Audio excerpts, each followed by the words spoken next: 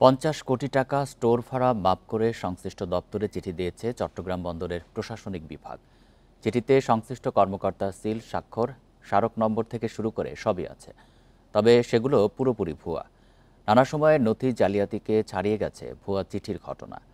কয়েকটি দপ্তর থেকে এমন চিঠির খবর আসায় বাড়ছে উদ্বেগ। বান্ডেল থাকলে প্রতি সেনমানিতে টাকা বাঁচবে। বিকাশ সেনমানি বান্ডেল কিনে জিতুন প্রতি লেনদেনে। প্রয়োজনীয় সিল, স্বাক্ষর, স্মারক নম্বর, এমনকি সংশ্লিষ্ট কর্মকর্তার নাম, তারিখ সবই আছে। চিঠিটি কোন কোন দপ্তরে কখন পাঠানো হয়েছে সেই তালিকাও বাদ যায়নি। প্রশাসনিক বিভাগের নাম করে এই চিঠিতে প্রধান উপদেষ্টার কার্যালয়ের কথাও উল্লেখ আছে, তবে এটি শতভাগ ভুয়া। 50 কোটি টাকা স্টোর ভাড়া মাফ, টার্মিনাল অপারেটর নিয়োগে জালিয়াতির অংশ এই চিঠি। সম্প্রতি কয়েকটি দপ্তরে এমন চিঠি ধরা পড়েছে।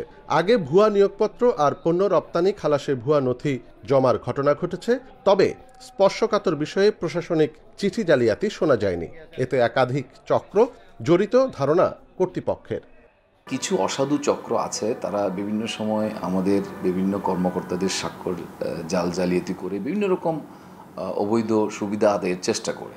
তো এটা আমাদের যেটা আবেদন থাকবে সবার কাছে, এই ধরনের কোনো চিঠি যদি কেউ দিয়ে থাকে সেটা আমাদের এখানে যাচাই বাছাই করা যেন হয়, আমাদের ওয়েবসাইট যেন দেখা হয়। বন্দর ব্যবহারকারীরা বলছেন, আগের ঘটনাগুলোয় অপরাধীরা যথাযথ শাস্তি না পাওয়ায় জালিয়াতি বাড়ছে।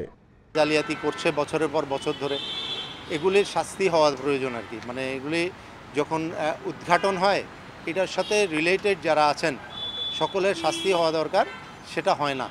আমরা প্রত্যাশা করব ভবিষ্যতে কঠোর শাস্তির মাধ্যমে একটা দৃষ্টান্ত সৃষ্টি করার জন্য। সম্প্রতি বন্দরে চিঠি জালিয়াতির একটি ঘটনায় কর্তৃপক্ষের করা মামলায় একজনকে গ্রেপ্তার করেছে পুলিশ। অনুপম শীল, ইন্ডিপেন্ডেন্ট নিউজ, চট্টগ্রাম।